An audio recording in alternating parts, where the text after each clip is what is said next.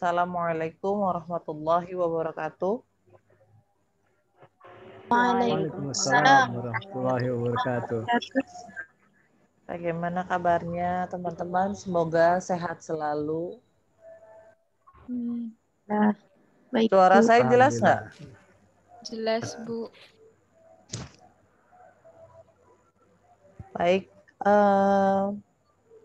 Malam ini adalah materi terakhir sebelum teman-teman minggu depan harus ujian akhir semester, kemudian mempersiapkan selanjutnya di semester selanjutnya, seperti itu. Jadi kemungkinan untuk materi hadis atau mata kuliah hadis sudah cukup pada hadis 2 ini. Nanti ke depannya ketemu saya dengan mata kuliah yang berbeda, saya masih belum tahu karena itu kebijakan dari Ibu Kaprodi. Saya dikasih mata kuliah apa lagi. Tapi kalau untuk hadis memang sudah ini saya sudah pegangan saya gitu. Tapi kadang Ibu Kaprodi suka kasih materi-materi kayak misalkan setiap tahunnya itu kita punya pembaharuan kurikulum dari pemerintah. Jadi kayak misalkan harus coba nih Bu Nadia cocok nggak, maksudnya bisa nggak pegang ini atau buku ini dan lain sebagainya, seperti itu ya. Dan kitanya juga harus bisa mengupgrade diri kita, jangan sudah nyaman misalkan di mata kuliah hadis sudah tidak seperti itu. Jadi harus ada tantangan sih kalau saya semester ini tuh kebetulan agak full pegang di semester 7 juga. Itu mata kuliah baru tentang pengembangan TIK pengembangan atau pelajaran PAI berbasis TIK. Itu semuanya media pembelajaran yang memang terbaru dan saya juga belum banyak tahu. Jadi memang PR sekali di semester ini, harus banyak baca, cari-cari pengetahuan dan lain sebagainya. Dan saya berharap juga begitu dengan teman-teman. Jadi tidak merasa puas dengan apa yang sudah kita miliki saat ini.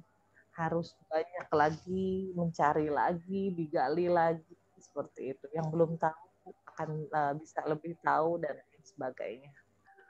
Oke, baik. Tadi saya sudah bilang dengan penanggung jawab kalau saya mau menjelaskan terlebih dahulu, karena kayaknya kalau diskusi teman-teman tuh agak ini ya, lama sekali gitu. Ini tapi kalau saya yang ini kayaknya pertanyaannya nggak terlalu banyak ya. Saya bingung kadang kayak gitu. Apalagi kalau kelas siang tuh, kalau kelas reguler itu kalau saya tanya ada pertanyaan itu semuanya sepi, semuanya tidak ada pertanyaan. Kayak gitu. Saya bingung mengerti atau memang bingung gitu kan, karena nggak beda jauh, karena semuanya diam. Seperti itu. Oke teman-teman, kembali ke materi. Ada 2 bahasan pada malam ini, yaitu tentang masjid dan tempat. Kayaknya suara saya ada 2 ya? Enggak, Bu. Hah? Jelas, Bu. Coba saya matiin dulu yang lain ya. Mungkin bisa salah satunya efek. Karena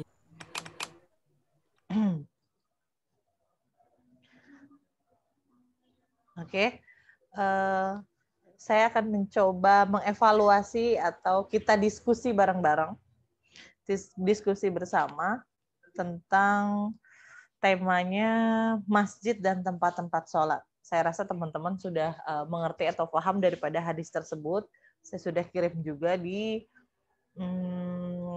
portal UID. Ada yang mau coba baca?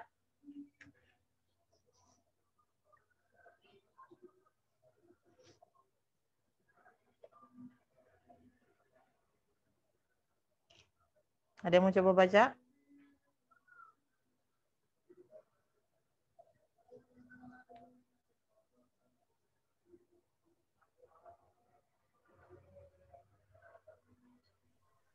di pertemuan berapa tuh, Bu?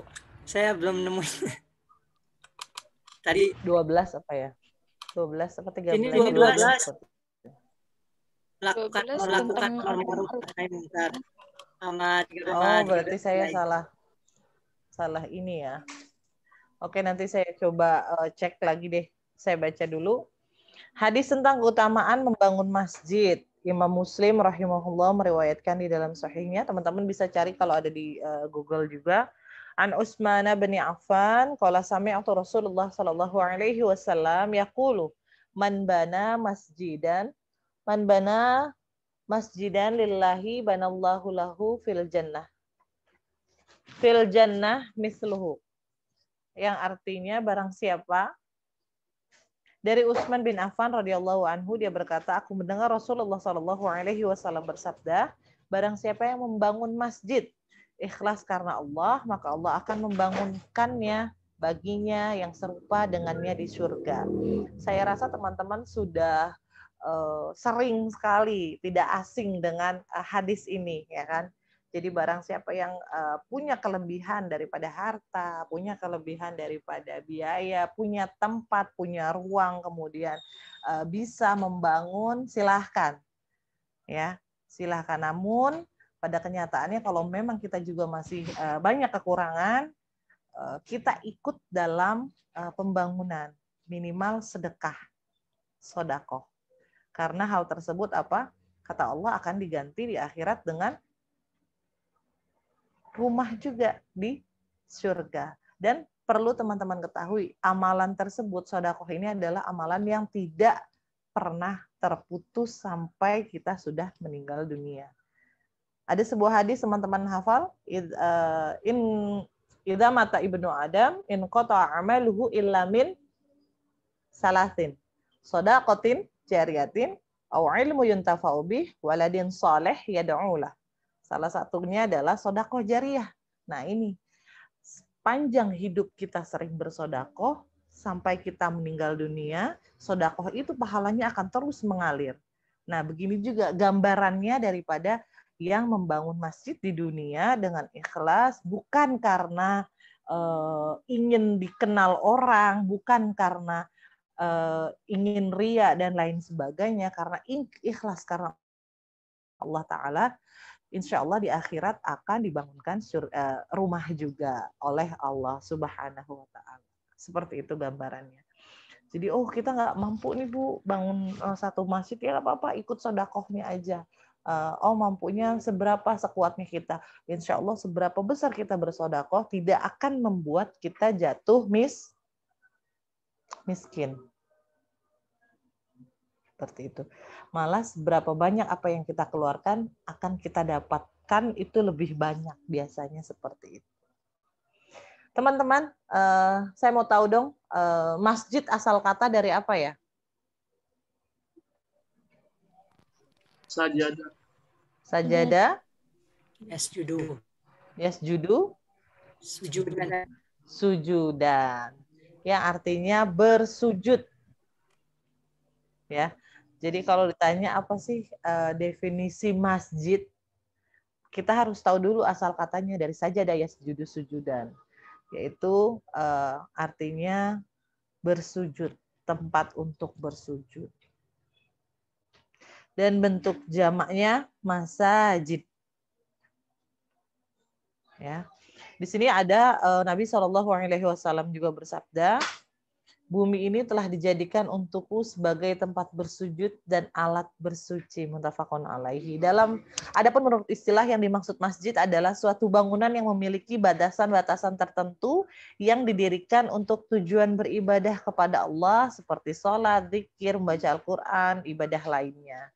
Bahkan sekarang banyak sekali fungsi daripada masjid itu selama dipergunakan untuk atau dalam hal yang baik atau hal yang positif. Seperti itu ya teman-teman ya. Oke, saya sudah ada 13 di sini, ada 13 keutamaan, nanti akan saya share di portal UID, saya bereskan lagi mana yang saya, atau nanti kalau misalkan teman-teman nggak ketemu di kelompok pertemuan ke-12, saya akan kirim di pertemuan ke-14 ya, tentang ini ya, takutnya nanti diubah-ubah jadi bingung. Nanti saya kirim lagi di pertemuan ke-14, teman-teman bisa cek aja. Di sini ada 13 keutamaan daripada membangun masjid dalam Islam. Yang pertama tadi sudah saya jelaskan, mendapat rumah di surga. Yang kedua, mendapat balasan yang setimpal. Apapun tadi yang saya katakan, apapun yang kita keluarkan karena Allah akan kita dapatkan juga. Tidak dapat di dunia, dibalas oleh Allah di mana? Di akhirat. Seperti itu. Kemudian yang tiga, termasuk orang yang beriman. Tapi banyak kok Bu orang yang nggak beriman tapi bersedekah, tapi dan lain sebagainya seperti itu kan. Nah itu kembali lagi urusan dia sama Allah. Yang penting kita, Allah Maha tahu kok, Allah tahu mana yang memberi atau mana yang membangun, mana yang berinfak, mana yang bersedekah dengan jalan yang ikhlas, yang tulus dan lain sebagainya, dan atau dengan ya karena memang dia mau dikenal orang, karena dia menyumbang banyak gitu ya. Masalah kita nggak usah dihiraukan, tidak usah diperdebatkan gitu, karena Allah Maha mengetahui daripada hal tersebut. Seperti itu. Kemudian selanjutnya itu adalah merupakan amalan. Amalan yang utama, pahala yang terus mengalir, yang tadi saya katakan, sedekah jariyah. Jadi kalau ketika kita contoh kecil, oh ada masjid nih, kemudian kita menyumbang misalkan karpet atau apapun, selama itu masih digunakan terus untuk beribadah dan kita sudah meninggal dunia, itu pahalanya akan terus mengalir. Ya teman-teman, seperti itu gambaran kecilnya. Kemudian yang keenam, sebagai naungan di akhirat, memudahkan jalan menuju surga, mendapatkan pahala berlipat ganda, menjauhkan diri dari bencana, melampangkan rezeki, menghapus dosa. Boleh untuk niat menghapus dosa, ya kita manusia yang tidak luput dari kesalahan. Saya punya dosa, teman-teman punya dosa. Bagaimana caranya agar kita bisa mengkikis daripada apa yang menjadi kesalahan kita. Seperti itu. Dengan bersedekah, niatkan semoga dosa-dosa kita diampuni oleh Allah, itu tidak masalah. Seperti itu.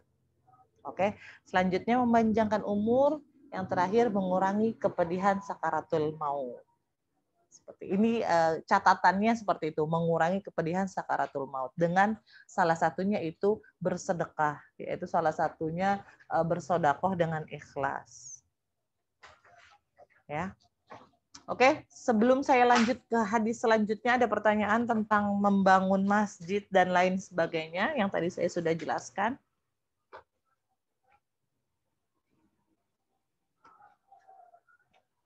Ada pertanyaan? Saya Bu, Oke, silahkan. kalau misalnya kita membantu dengan tenaga gitu, misalnya beres-beres masjid atau itu termasuk sedekah atau gimana? Oke, Bu, saya untuk makan aja misalkan susah ya kan, misal. Tapi saya bisa kok bantu dengan tenaga, itu lebih mulia, itu mulia sekali teman-teman. Jarang ada yang mau membantu seperti itu, apalagi kalau misalkan marbot masjid itu dia membantu misalkan dengan ikhlas tanpa digaji, itu luar biasa, pahalanya pasti berlipat ganda. Seperti itu. Ya. Baik, terima kasih Bu. Oke, ada lagi? Jadi sedekah juga tidak harus berupa harta, maksudnya tidak harus berupa uang. Tenaga juga itu bisa dikatakan sedekah. Seperti itu. Ada lagi?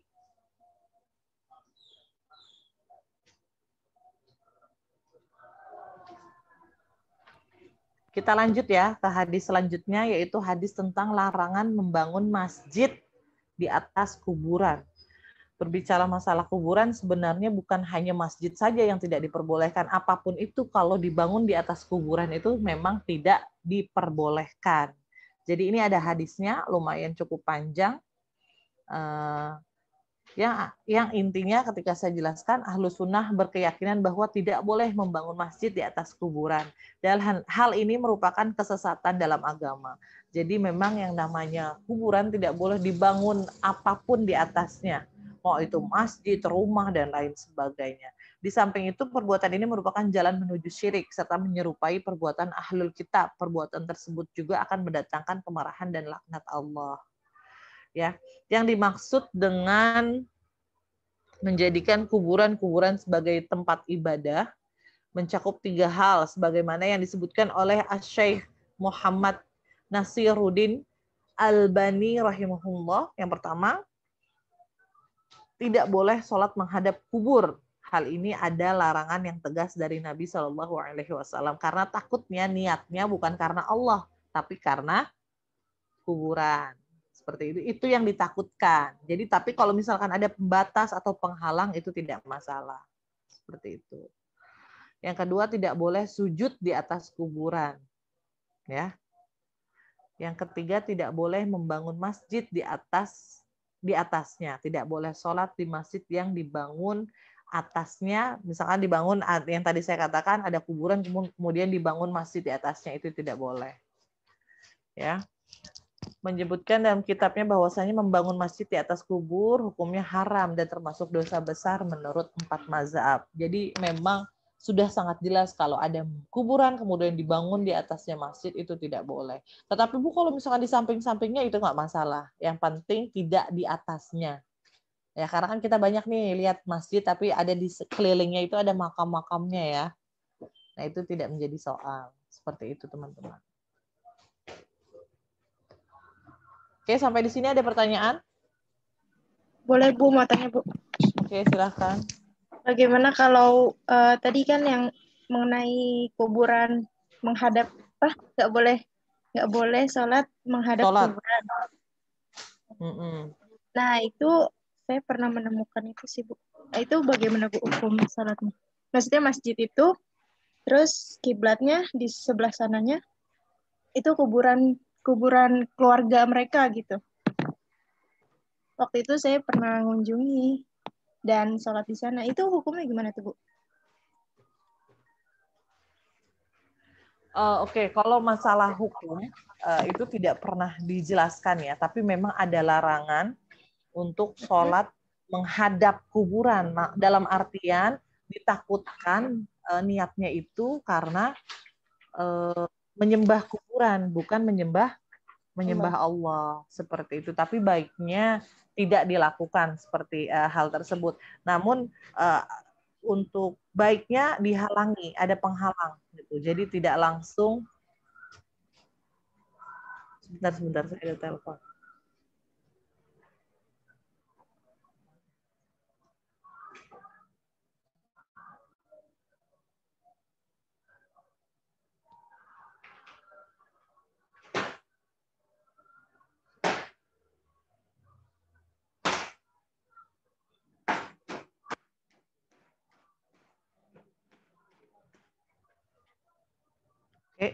Jadi sebaiknya tidak dilakukan hal tersebut. Tapi kalau masalah gimana Bu, sholatnya diterima atau tidak, sampai sekarang untuk masalah sholat selama masih dalam syarat sah sholatnya tidak tertinggal dan lain sebagainya itu sah. Tapi lebih baik kita menjaga. Di sini kata Rasul tidak boleh la tusallu ila kuburi wala tajlisu 'alaiha. Jangan kamu sholat menghadap kubur dan jangan duduk di atasnya. Karena ditakutkan tadi niatnya bukan karena Allah, tapi karena menyembah. Apalagi misalkan ketika kita berdoa nih di sebuah makam yang ulama besar dan lain sebagainya misalkan.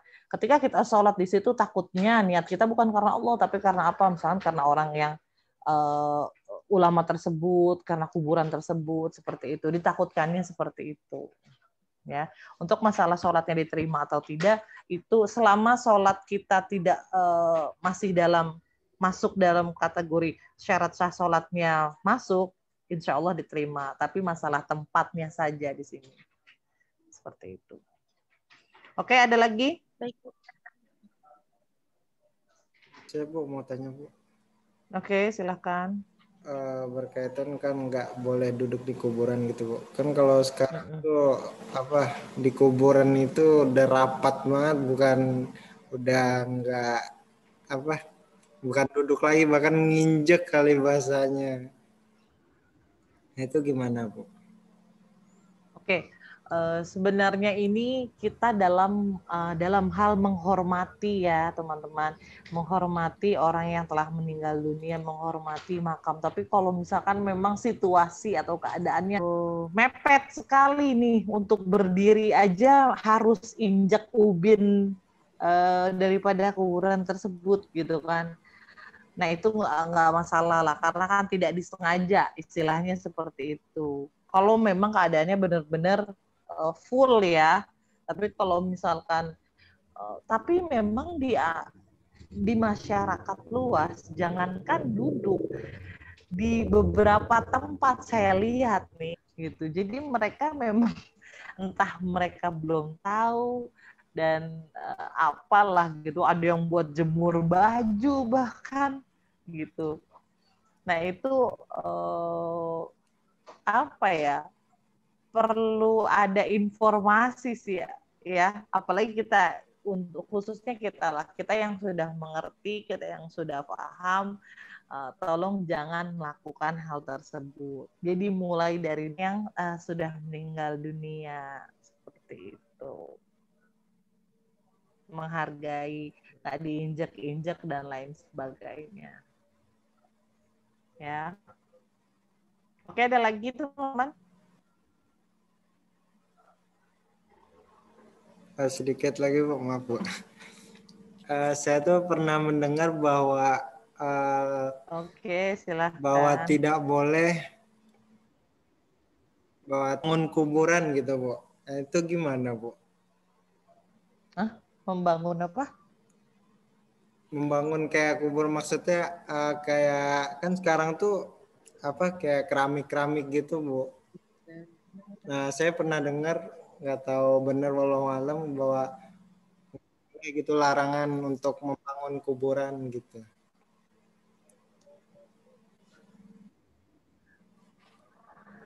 Ini masih sederhana. Cantik kali gitu Bu, maksudnya. Kenapa? Maksudnya Chandra itu mempercantik atau membagus makam gitu Bu. Oke, hal ini pernah terjadi ketika salah satu ustadz di Indonesia meninggal dunia, siapa saya lupa, Ustadz Jeffrey ya kalau nggak salah ya. Jadi dibangunnya terlalu Jeffrey mewah, Al-Bukhari tinggi gitu kan, gitu. sehingga dapat teguran langsung dari Pak kalau tidak salah. Nah itu memang ditakutkannya terjadi apa ya? Apa sih contoh yang tidak bagus, takutnya seperti itu, apalagi itu pemakaman umum. Jadi kalau untuk pemerintah memang ada persyaratan tidak diperbolehkannya kalau terlalu mewah sekali, seperti itu. Jadi kalau untuk dibangun hanya sekedar memberi agar tidak tanah saja, itu tidak masalah, seperti itu. Syukron Bu. Oke. Ada lagi? Oke, kita next ya. Sepertinya takutnya waktunya nggak cukup, teman-teman. 2 kelompok soalnya presentasi setelah ini. Setelah ini adalah surga dan neraka. Waduh, pembahasan kita agak berat nih. Ya, pembahasan yang pertama, orang yang terakhir keluar dari neraka. Yang kedua, orang yang masuk surga di tingkatan yang paling rendah. Ya. Oke, ada hadisnya teman-teman? Di portal ada kan? Itu lumayan cukup panjang sekali. Hadis tentang orang yang terakhir keluar dari neraka. Intinya saya ceritakan saja adalah sungguh aku tahu seorang penduduk neraka yang paling akhir keluar darinya, seorang penduduk jannah yang paling akhir masuk ke dalam surga. Jadi dia terakhir keluar dari neraka, kemudian terakhir masuk ke dalam surga. Nah, dialah seorang laki-laki yang keluar dalam keadaan merangkak dari neraka karena setelah disiksa dan lain sebagainya. Kemudian kata Allah, pergilah, masuklah engkau ke dalam jannah. Namun dia mendatangi jannah, namun dikhayalkan, dibayangkan, difikirkan, dihalusinasikan pada orang tersebut adalah bahwa surganya udah penuh. Dia udah nggak cukup lagi, sampai 3 kali bolak-balik dalam keadaan merangkak. Ternyata ini merupakan bentuk masih teguran sih ya, biar apa ya? Jadi sebenarnya memang tidak mudah gitu. Kalau kita ambil garis merahnya bahwa memang sangat tidak mudah gitu untuk mendapatkan istilahnya apa yang kita inginkan. Jadi di sini dijelaskan seorang laki-laki itu setelah keluar dalam keadaan merangkak, kemudian masuk ke dalam surga. Nah, ini masih nyambung terusannya. Dan surga itu saya mau tanya teman-teman, ada berapa tingkatan? 8 ya, Bu. 8. Oke. Apa aja? Ada yang tahu nggak? Yang Surga paling tinggi deh, yang paling Firdaus. tinggi apa? Surga Firdaus. Firdaus. Yang paling rendah? Yang terakhir nih, yang tadi laki-laki tadi itu keluar, dia masuk pada tingkatan surga yang paling rendah. Khuldi, Bu. Surga Khuldi. Iya, khuldi. Yang paling rendah itu surga khuldi. Orang yang terakhir kali keluar dari neraka, maka ia akan menempati tempat yang paling rendah di dalam surga. Akan tetapi, nah ini perlu diingat, didapat keterangan kendati tingkatan surga yang paling rendah di dalamnya melebihi segala bentuk kemewahan dan kenikmatan dunia. Walaupun surganya paling rendah, tapi tingkat kenikmatan, tingkat kemewahan itu melebihi fasilitas yang ada di dunia. Jadi tetap mau masuk surga walaupun dalam tingkatan yang paling rendah? Mau. Atau mau, saya maunya Firdaus aja, Bu, bersama para nabi. Masya Allah ya. Ya, jadi seperti itu. Surga yang ditempatinya pun luasnya melebihi luas jagat raya. Belum lagi dengan kemewahan istana, ribuan pelayan, keindahan, pemandangan, dan bidadari-bidadara yang cantik dan tampan, yang selalu menemani. Semua ini disediakan dalam surga yang paling rendah. Itu berbicara masalah surga, teman-teman. Yang semua indah-indah. Semua yang tanpa kita sebutkan, tanpa kita ucapkan, sudah ada menurut cerita. Karena saya juga belum ke sana, jadi belum tahu. Ya, menurut cerita seperti itu. Baru kita niatkan, baru kita halusinasikan, tahu-tahu sudah ada. Itu gambaran daripada surga yang apa ya? Sebenarnya mudah diraih, tapi kebanyakan manusia sulit untuk meraihnya. Gitu. Paham nggak kalimat saya? Sebenarnya surga mudah kita raih, tapi kebanyakan manusia sulit meraihnya. Karena apa? Ya, kita banyak manusia, banyak salahnya, banyak dosa dan lain sebagainya. Begitupun saya, seperti itu. Ya, itu berbicara masalah surga. Sekarang berbicara masalah neraka. Neraka itu ada tingkatannya atau tidak, teman-teman? Ada, Bu. Ada tingkatannya? Ada. Ada berapa tingkat kalau neraka? 8, Bu. 10. 8. 8 juga. Oke, ada 8. Yang paling rendah namanya apa ya? Neraka Jahanam. Itu yang paling tinggi Itu atau paling yang tinggi, paling rendah? Po. Paling tinggi itu Jahanam, keraknya neraka. Mungkin neraka sakor kali, Bu. Kerak. Hawiyah, Bu. Neraka sakor apa? Paling rendah atau paling tinggi? Hawiyah, Bu. Iya. Hawiyah itu ada tingkatan-tingkatannya juga, teman-teman. Jadi tinggal pilih, teman-teman, mau masuk yang di tingkatan keberapa. Ya kan? Semoga kita terhindar dari tempat-tempat itu ya. Amin. Amin. Ya Allah. Jadi berbicara tadi, seorang laki-laki itu, ini masih nyambung sebenarnya dengan cerita yang saya sudah pernah jelaskan. Ada seorang laki-laki yang dilemparkan, teman-teman ingat yang dilemparkan ke neraka dengan ususnya berurai itu? Iya. Nah, itu nanti ada tingkatan-tingkatannya. Dia ditaruh di mana gitu kan, ada di tingkatan berapa. Biasanya dijelaskan tuh, tingkatan pertama orang-orang yang seperti apa, tingkatan kedua yang seperti apa, yang ketiga seperti apa. Itu teman-teman harus mengetahuinya. Seperti layaknya surga juga. Kayak misalkan surga tingkatan Firdaus itu bersama para nabi gitu kan. Yang kedua bersama para apa, itu kita harus mengetahuinya juga. Jadi sehingga apa? Untuk reminder, untuk pengingat, jangan sampai kita ada di tingkatan ini. Jangan sampai kita di tingkatan ini. oh semoga kita ada di tingkatan yang surga holding, nggak apa-apa dulu deh, yang paling rendah dulu gitu, yang penting masuk surga gitu kan. Seperti itu ya, menjadi motivasi, menjadi acuan agar lebih baik lagi. Nggak apa-apa, sesekali kita harus baca juga masalah perihal surga dan neraka ini gitu, untuk mengingat bahwa kita akan kembali, kita akan ke tempat itu, tapi entah ada di mana, ada di surga atau ada di neraka. Seperti itu. Ya. Tapi insya Allah walaupun misalkan kita harus belok dulu, tetapi orang Islam sudah dijanjikan pasti semuanya masuk ke surga. Ya. Mudah-mudahan tanpa harus belok langsung ke surga. Amin. Ya Allah. Oke, sampai di sini ada pertanyaan? Waktunya mepet sekali nih, ya. Sampai jam 8 ya. Ya, berarti masih ada 30 menit lagi. Saya rasa cukup untuk penjelasan saya.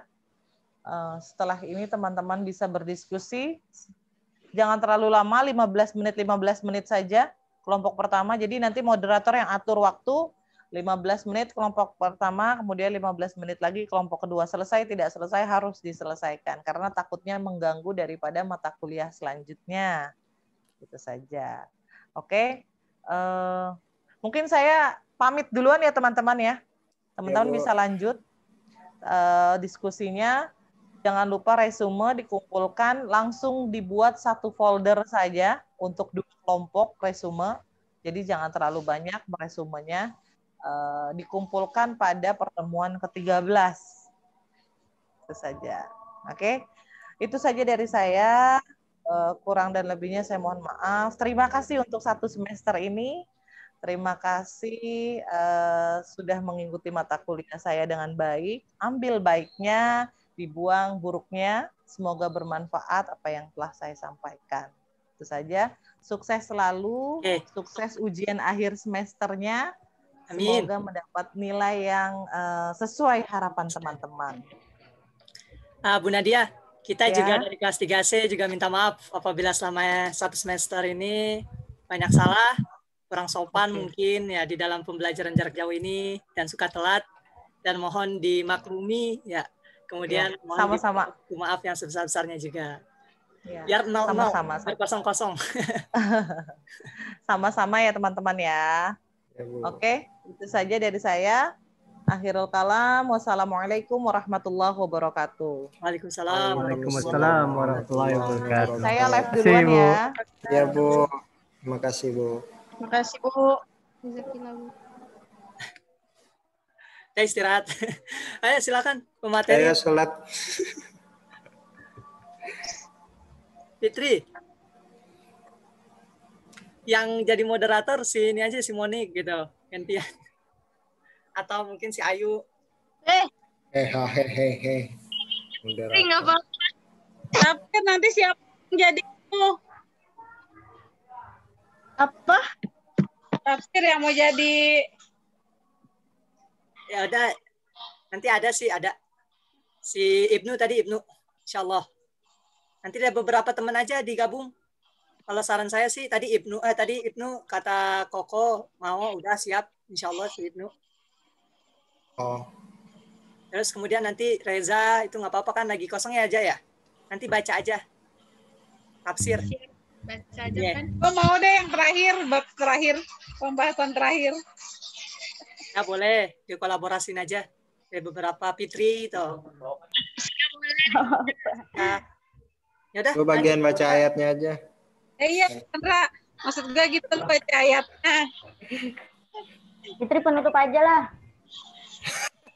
Yang udah hadis mulai, buru habis nih. Fitri doa. Iya.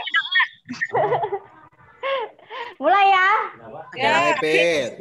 Dengerin. Semangat. Mulai. Assalamualaikum.